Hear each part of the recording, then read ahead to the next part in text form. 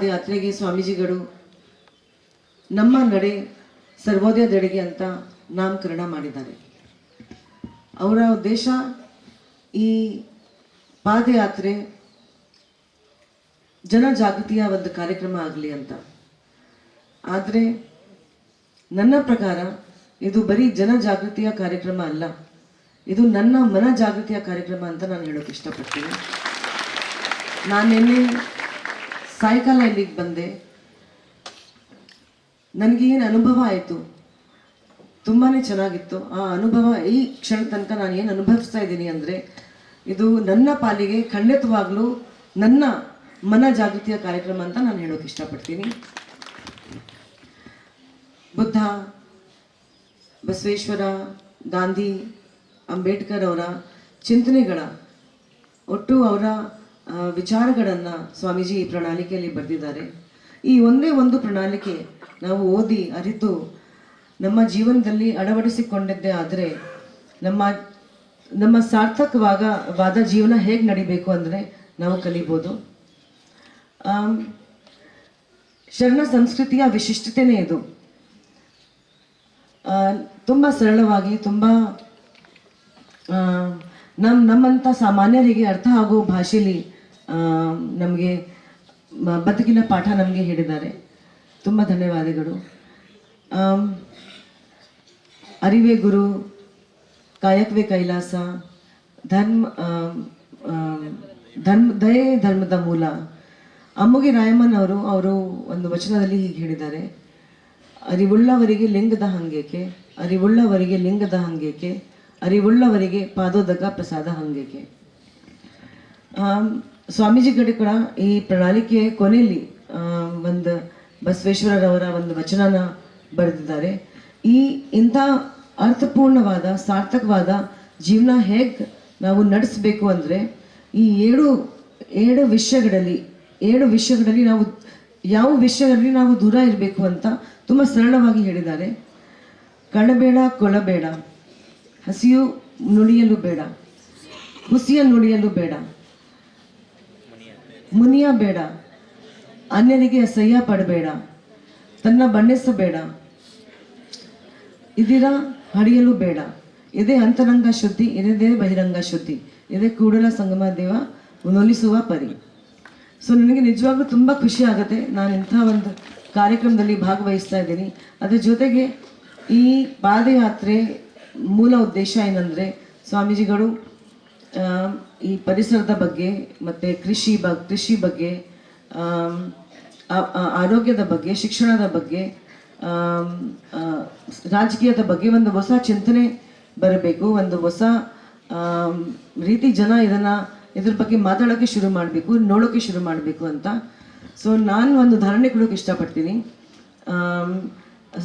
ಪ್ರಣಾಳಿಕೆಯಲ್ಲಿ ಬರೆದಿದ್ದೆ ಶಿಕ್ಷಣದಲ್ಲಿ ಹೇಗೆ ಮಾತೃಭಾಷೆಯಲ್ಲಿ ಒಂದು ಶಿಕ್ಷಣ ಸಿಗಬೇಕು ಮಕ್ಕಳಿಗೆ ಅಂತ. ಉದಾಹರಣೆಗೆ ರಜನಿಕಾಂತ್ ಅವರು ಕೆಲವು ದಿನ ಹಿಂದೆ ಒಂದು ವಿಡಿಯೋದಲ್ಲಿ ಅವ್ರು ಮಾತಾಡಿದ್ದಾರೆ. ನಾನು ಕನ್ನಡ ಮಾಧ್ಯಮದಲ್ಲಿ ಓದಿದಾಗ ನಾನು 98% ಮಾರ್ಕ್ಸ್ ತಗೊಳ್ತಾ ಇದ್ದೆ, ಅದರ ಜೊತೆಗೆ ರ್ಯಾಂಕ್ ಸ್ಟೂಡೆಂಟ್ ಆಗಿದ್ದೆ. ನನ್ನ ಎಷ್ಟು ಚೆನ್ನಾಗಿ ಓದ್ತೀನಿ ಅಂದರೆ ಅವ್ರ ಅಣ್ಣ ಅವ್ರಿಗೆ ಇಂಗ್ಲೀಷ್ ಮೀಡಿಯಂ ಸ್ಕೂಲ್ಗೆ ಸೇರಿಸಿದಾಗ ಅವರು ಸಾಧಾರಣ ವಿದ್ಯಾರ್ಥಿ ಆದರು, ಅವ್ರಿಗೆ ಬ್ಯಾಕ್ ಬೆಂಚರ್ ಆದರು ಅವರು. ಸೊ ಯಾಕೆ ಅವರು ಈ ಮಾತು ಹೇಳಿದ್ದಾರೆ ಅಂದರೆ ಮಾತೃಭಾಷೆಯಲ್ಲಿ ಶಿಕ್ಷಣ ಎಷ್ಟು ಇಂಪಾರ್ಟೆಂಟ್ ಇದೆ ಅಂತ. ಸೊ ಅದರದ್ದು ಮಹತ್ವದ ಬಗ್ಗೆ ಪ್ರಣಾಳಿಕೆಯಲ್ಲಿ ಕೂಡ ಬರೆದಿದ್ದೆ. ಸೊ ನಾನು ಒಂದೇ ಒಂದು ಮಾತು ಹೇಳ್ತೀನಿ, ಯಾವ ಮಗು ಸ್ಕೂಲಿಂದ ಬಂದ ಮೇಲೆ ಅವರ ಮನೇಲಿ ತಂದೆ ತಾಯಿ ಇಂಗ್ಲೀಷಲ್ಲೇ ಮಾತಾಡ್ತಾರೆ, ತಂದೆ ತಾಯಿ ನಾನು ಇಂಗ್ಲೀಷ್ ಮಾಧ್ಯಮದಲ್ಲಿ ಓದೋಕೆ ಹೇಳಲ್ಲ ಅಂತ ವಿರೋಧಿ ಅಲ್ಲ, ನಾನು ಇಂಗ್ಲೀಷ್ ಭಾಷೆ ವಿರೋಧಿ ಅಲ್ಲ. ಆದರೆ ಒಂದು ಮಾತು ಹೇಳೋಕ್ಕೆ ಇಷ್ಟಪಡ್ತೀನಿ, ಒಂದು ಮಗು ಸ್ಕೂಲಿಂದ ಬಂದಾಗ ಅವ್ರ ಮಮ್ಮಿ ಪಾಪ ತಂದೆ ತಾಯಿ ಇಂಗ್ಲೀಷಲ್ಲೇ ಮಾತಾಡಿದರೆ ಅಥವಾ ಅವ್ರ ಅಕ್ಕಪಕ್ಕ ಮನೆಯವರು ಇಂಗ್ಲೀಷಲ್ಲೇ ಮಾತಾಡಿದರೆ, ಅವ್ರು ಆಟಾಡೋ ಫ್ರೆಂಡ್ಸ್ ಎಲ್ಲ ಇಂಗ್ಲೀಷಲ್ಲೇ ಮಾತಾಡಿದರೆ ಆ ಮಗುಗೆ ನೀವು ಇಂಗ್ಲೀಷ್ ಮೀಡಿಯಮ್ದಲ್ಲೇ ಸೇರಿಸಿ ನೋ ಪ್ರಾಬ್ಲಮ್. ಆದರೆ ಯಾವ ಮಗು ಶಾಲೆಯಿಂದ ಆಚೆ ಬಂದ ತಕ್ಷಣ ಅವ್ರ ತಂದೆ ತಾಯಿ ಕನ್ನಡದಲ್ಲೇ ಮಾತಾಡ್ತಾರೆ, ಅವ್ರ ಅಜ್ಜ ಅಜ್ಜಿ ಕನ್ನಡದಲ್ಲೇ ಮಾತಾಡ್ತಾರೆ, ಅವರ ಬಂಧು ಬಳಗ ಕನ್ನಡದಲ್ಲೇ ಮಾತಾಡ್ತಾರೆ, ಇಂಥ ಮಕ್ಕಳ ನೀವು 3-4 ವರ್ಷದಲ್ಲಿ ಮಕ್ಕಳಿಗೆ ಇಂಗ್ಲೀಷ್ ಮೀಡಿಯಮ್ದಲ್ಲಿ ಸೇರಿಸ್ಬಿಟ್ಟು ತುಂಬ ಒಂದು ಸರಿ ಇಲ್ಲ ಆ ವಿಷಯ, ತುಂಬ ಕಷ್ಟ ಕೊಡ್ತಾ ಇದ್ದಾರೆ ಮಗುಗೆ. ಸೊ ಹಾಗಾಗಿ ಶಿಕ್ಷಣ ಅಂದರೆ ಮಾತೃಭಾಷೆಯಲ್ಲಿ ಎಷ್ಟು ಇಂಪಾರ್ಟೆಂಟ್ ಇದೆ ಅಂತ ನಾನು ಹೇಳೋಕೆ ಇಷ್ಟಪಡ್ತೀನಿ. ಈ ಯಾತ್ರೆ, ಈ ಪಾದಯಾತ್ರೆ ಸಾಣೆಹಳ್ಳಿಯಿಂದ ಶುರುವಾಗಿ ಸಂತೆಬೆನ್ನೂರು ತನಕ ಮುಕ್ತಾಯ ಆಗುತ್ತೆ. ಆದರೆ ಈ ಪಾದಯಾತ್ರೆಯ ಮೂಲ ಉದ್ದೇಶ ಏನಂದರೆ, ಈ ಪಾದಯಾತ್ರೆ ನಮ್ಮ ಬಹಿರಂಗದಿಂದ ಶುರುವಾಗಿ ಅಂತರಂಗದಲ್ಲಿ ಮುಕ್ತಾಯ ಆಗಬೇಕು ಅಂತ ಹೇಳ್ತಾ ನನ್ನ ಮಾತನ್ನ ಮುಗಿಸ್ತೇನೆ. ಪಾದಯಾತ್ರೆಗೆ ಸ್ವಾಮೀಜಿಗಳು ನಮ್ಮ ನಡೆ ಸರ್ವೋದಯದೆಡೆಗೆ ಅಂತ ನಾಮಕರಣ ಮಾಡಿದ್ದಾರೆ. ಅವರ ಉದ್ದೇಶ ಈ ಪಾದಯಾತ್ರೆ ಜನಜಾಗೃತಿಯ ಒಂದು ಕಾರ್ಯಕ್ರಮ ಆಗಲಿ ಅಂತ. ಆದರೆ ನನ್ನ ಪ್ರಕಾರ ಇದು ಬರೀ ಜನಜಾಗೃತಿಯ ಕಾರ್ಯಕ್ರಮ ಅಲ್ಲ, ಇದು ನನ್ನ ಮನ ಜಾಗೃತಿಯ ಕಾರ್ಯಕ್ರಮ ಅಂತ ನಾನು ಹೇಳೋಕೆ ಇಷ್ಟಪಡ್ತೀನಿ. ನಾನು ನಿನ್ನೆ ಸಾಯಂಕಾಲ ಇಲ್ಲಿಗೆ ಬಂದೆ. ನನಗೆ ಏನು ಅನುಭವ ಆಯಿತು, ತುಂಬಾ ಚೆನ್ನಾಗಿತ್ತು. ಆ ಅನುಭವ ಈ ಕ್ಷಣ ತನಕ ನಾನು ಏನು ಅನುಭವಿಸ್ತಾ ಇದ್ದೀನಿ ಅಂದರೆ, ಇದು ನನ್ನ ಪಾಲಿಗೆ ಖಂಡಿತವಾಗ್ಲೂ ನನ್ನ ಮನ ಜಾಗೃತಿಯ ಕಾರ್ಯಕ್ರಮ ಅಂತ ನಾನು ಹೇಳೋಕೆ ಇಷ್ಟಪಡ್ತೀನಿ. ಬುದ್ಧ, ಬಸವೇಶ್ವರ, ಗಾಂಧಿ, ಅಂಬೇಡ್ಕರ್ ಅವರ ಚಿಂತನೆಗಳ ಒಟ್ಟು ಅವರ ವಿಚಾರಗಳನ್ನು ಸ್ವಾಮೀಜಿ ಈ ಪ್ರಣಾಳಿಕೆಯಲ್ಲಿ ಬರೆದಿದ್ದಾರೆ. ಈ ಒಂದೇ ಒಂದು ಪ್ರಣಾಳಿಕೆ ನಾವು ಓದಿ ಅರಿತು ನಮ್ಮ ಜೀವನದಲ್ಲಿ ಅಳವಡಿಸಿಕೊಂಡಿದ್ದೇ ಆದರೆ ನಮ್ಮ ಸಾರ್ಥಕವಾದ ಜೀವನ ಹೇಗೆ ನಡಿಬೇಕು ಅಂದರೆ ನಾವು ಕಲಿಬೋದು. ಶರಣ ಸಂಸ್ಕೃತಿಯ ವಿಶಿಷ್ಟತೆಯೇ ಇದು. ತುಂಬ ಸರಳವಾಗಿ, ತುಂಬ ನಮ್ಮಂಥ ಸಾಮಾನ್ಯರಿಗೆ ಅರ್ಥ ಆಗೋ ಭಾಷೆಯಲ್ಲಿ ನಮಗೆ ಬದುಕಿನ ಪಾಠ ನಮಗೆ ಹೇಳಿದ್ದಾರೆ. ತುಂಬ ಧನ್ಯವಾದಗಳು.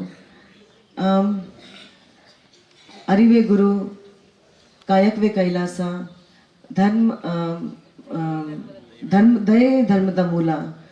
ಅಮ್ಮುಗೆ ರಾಯಮ್ಮನ್ ಅವರು ಒಂದು ವಚನದಲ್ಲಿ ಹೀಗೆ ಹೇಳಿದ್ದಾರೆ: ಅರಿವುಳ್ಳವರಿಗೆ ಲಿಂಗದ ಹಂಗೇಕೆ, ಅರಿವುಳ್ಳವರಿಗೆ ಲಿಂಗದ ಹಂಗೇಕೆ, ಅರಿವುಳ್ಳವರಿಗೆ ಪಾದೋದಕ ಪ್ರಸಾದ ಹಂಗೇಕೆ. ಸ್ವಾಮೀಜಿಗಳು ಕೂಡ ಈ ಪ್ರಣಾಳಿಕೆಯ ಕೊನೆಯಲ್ಲಿ ಒಂದು ಬಸವೇಶ್ವರರವರ ಒಂದು ವಚನನ ಬರೆದಿದ್ದಾರೆ. ಇಂಥ ಅರ್ಥಪೂರ್ಣವಾದ ಸಾರ್ಥಕವಾದ ಜೀವನ ಹೇಗೆ ನಾವು ನಡೆಸಬೇಕು ಅಂದರೆ, ಈ ಏಳು ವಿಷಯಗಳಲ್ಲಿ ನಾವು ಯಾವ ವಿಷಯಗಳಲ್ಲಿ ನಾವು ದೂರ ಇರಬೇಕು ಅಂತ ತುಂಬ ಸರಳವಾಗಿ ಹೇಳಿದ್ದಾರೆ. ಕಳಬೇಡ, ಕೊಳಬೇಡ, ಹಸಿಯು ನುಡಿಯಲು ಬೇಡ, ಹುಸಿಯ ನುಡಿಯಲು ಬೇಡ, ಮುನಿಯ ಬೇಡ, ಅನ್ಯರಿಗೆ ಅಸಹ್ಯ ಪಡಬೇಡ, ತನ್ನ ಬಣ್ಣಿಸಬೇಡ, ಇದಿರ ಹಡಿಯಲು ಬೇಡ. ಇದೇ ಅಂತರಂಗ ಶುದ್ಧಿ, ಇದೇ ಬಹಿರಂಗ ಶುದ್ಧಿ, ಇದೇ ಕೂಡಲ ಸಂಗಮ ದೇವ ಉನ್ನೋಲಿಸುವ ಪರಿ. ಸೊ ನನಗೆ ನಿಜವಾಗ್ಲೂ ತುಂಬ ಖುಷಿ ಆಗುತ್ತೆ ನಾನು ಇಂಥ ಒಂದು ಕಾರ್ಯಕ್ರಮದಲ್ಲಿ ಭಾಗವಹಿಸ್ತಾ ಇದ್ದೀನಿ. ಅದ್ರ ಜೊತೆಗೆ ಈ ಪಾದಯಾತ್ರೆ ಮೂಲ ಉದ್ದೇಶ ಏನಂದರೆ, ಸ್ವಾಮೀಜಿಗಳು ಈ ಪರಿಸರದ ಬಗ್ಗೆ ಮತ್ತು ಕೃಷಿ ಬಗ್ಗೆ, ಆರೋಗ್ಯದ ಬಗ್ಗೆ, ಶಿಕ್ಷಣದ ಬಗ್ಗೆ, ರಾಜಕೀಯದ ಬಗ್ಗೆ ಒಂದು ಹೊಸ ಚಿಂತನೆ ಬರಬೇಕು, ಒಂದು ಹೊಸ ರೀತಿ ಜನ ಇದ್ರ ಬಗ್ಗೆ ಮಾತಾಡೋಕ್ಕೆ ಶುರು ಮಾಡಬೇಕು, ನೋಡೋಕ್ಕೆ ಶುರು ಮಾಡಬೇಕು ಅಂತ. ಸೊ ನಾನು ಒಂದು ಧಾರಣೆ ಕೊಡೋಕೆ ಇಷ್ಟಪಡ್ತೀನಿ. ಪ್ರಣಾಳಿಕೆಯಲ್ಲಿ ಬರೆದಿದೆ, ಶಿಕ್ಷಣದಲ್ಲಿ ಹೇಗೆ ಮಾತೃಭಾಷೆಯಲ್ಲಿ ಒಂದು ಶಿಕ್ಷಣ ಸಿಗಬೇಕು ಮಕ್ಕಳಿಗೆ ಅಂತ. ಉದಾಹರಣೆಗೆ ರಜನಿಕಾಂತ್ ಅವರು ಕೆಲವು ದಿನ ಹಿಂದೆ ಒಂದು ವಿಡಿಯೋದಲ್ಲಿ ಅವ್ರು ಮಾತಾಡಿದ್ದಾರೆ, ನಾನು ಕನ್ನಡ ಮಾಧ್ಯಮದಲ್ಲಿ ಓದಾಗ ನಾನು 98% ಮಾರ್ಕ್ಸ್ ತಗೊಳ್ತಾ ಇದ್ದೆ, ಅದರ ಜೊತೆಗೆ ರ್ಯಾಂಕ್ ಸ್ಟೂಡೆಂಟ್ ಆಗಿದ್ದೆ. ನಾನು ಎಷ್ಟು ಚೆನ್ನಾಗಿ ಓದ್ತೀನಿ ಅಂದರೆ, ಅವ್ರ ಅಣ್ಣ ಅವ್ರಿಗೆ ಇಂಗ್ಲೀಷ್ ಮೀಡಿಯಂ ಸ್ಕೂಲ್ಗೆ ಸೇರಿಸಿದಾಗ ಅವರು ಸಾಧಾರಣ ವಿದ್ಯಾರ್ಥಿ ಆದರು, ಅವ್ರಿಗೆ ಬ್ಯಾಕ್ ಬೆಂಚರ್ ಆದರು ಅವರು. ಸೊ ಯಾಕೆ ಅವರು ಈ ಮಾತು ಹೇಳಿದ್ದಾರೆ ಅಂದರೆ, ಮಾತೃಭಾಷೆಯಲ್ಲಿ ಶಿಕ್ಷಣ ಎಷ್ಟು ಇಂಪಾರ್ಟೆಂಟ್ ಇದೆ ಅಂತ. ಸೊ ಅದರದ್ದು ಮಹತ್ವದ ಬಗ್ಗೆ ಪ್ರಣಾಳಿಕೆಯಲ್ಲಿ ಕೂಡ ಬರೆದಿದ್ದೆ. ಸೊ ನಾನು ಒಂದೇ ಒಂದು ಮಾತು ಹೇಳ್ತೀನಿ, ಯಾವ ಮಗು ಸ್ಕೂಲಿಂದ ಬಂದ ಮೇಲೆ ಅವರ ಮನೇಲಿ ತಂದೆ ತಾಯಿ ಇಂಗ್ಲೀಷಲ್ಲೇ ಮಾತಾಡ್ತಾರೆ, ತಂದೆ ತಾಯಿ ನಾನು ಇಂಗ್ಲೀಷ್ ಮಾಧ್ಯಮದಲ್ಲಿ ಓದೋಕೆ ಹೇಳಲ್ಲ ಅಂತ ವಿರೋಧಿ ಅಲ್ಲ, ನಾನು ಇಂಗ್ಲೀಷ್ ಭಾಷೆ ವಿರೋಧಿ ಅಲ್ಲ. ಆದರೆ ಒಂದು ಮಾತು ಹೇಳೋಕ್ಕೆ ಇಷ್ಟಪಡ್ತೀನಿ, ಒಂದು ಮಗು ಸ್ಕೂಲಿಂದ ಬಂದಾಗ ಅವ್ರ ಮಮ್ಮಿ ಪಾಪ ತಂದೆ ತಾಯಿ ಇಂಗ್ಲೀಷಲ್ಲೇ ಮಾತಾಡಿದರೆ, ಅಥವಾ ಅವ್ರ ಅಕ್ಕಪಕ್ಕ ಮನೆಯವರು ಇಂಗ್ಲೀಷಲ್ಲೇ ಮಾತಾಡಿದರೆ, ಅವ್ರು ಆಟಾಡೋ ಫ್ರೆಂಡ್ಸ್ ಎಲ್ಲ ಇಂಗ್ಲೀಷಲ್ಲೇ ಮಾತಾಡಿದರೆ ಆ ಮಗುಗೆ ನೀವು ಇಂಗ್ಲೀಷ್ ಮೀಡಿಯಮ್ದಲ್ಲೇ ಸೇರಿಸಿ ನೋ ಪ್ರಾಬ್ಲಮ್. ಆದರೆ ಯಾವ ಮಗು ಆ ಶಾಲೆಯಿಂದ ಆಚೆ ಬಂದ ತಕ್ಷಣ ಅವ್ರ ತಂದೆ ತಾಯಿ ಕನ್ನಡದಲ್ಲೇ ಮಾತಾಡ್ತಾರೆ, ಅವ್ರ ಅಜ್ಜ ಅಜ್ಜಿ ಕನ್ನಡದಲ್ಲೇ ಮಾತಾಡ್ತಾರೆ, ಅವರ ಬಂಧು ಬಳಗ ಕನ್ನಡದಲ್ಲೇ ಮಾತಾಡ್ತಾರೆ, ಇಂಥ ಮಕ್ಕಳು ನೀವು 3-4 ವರ್ಷದಲ್ಲಿ ಮಕ್ಕಳಿಗೆ ಇಂಗ್ಲೀಷ್ ಮೀಡಿಯಮ್ದಲ್ಲಿ ಸೇರಿಸ್ಬಿಟ್ಟು ತುಂಬ ಒಂದು ಸರಿ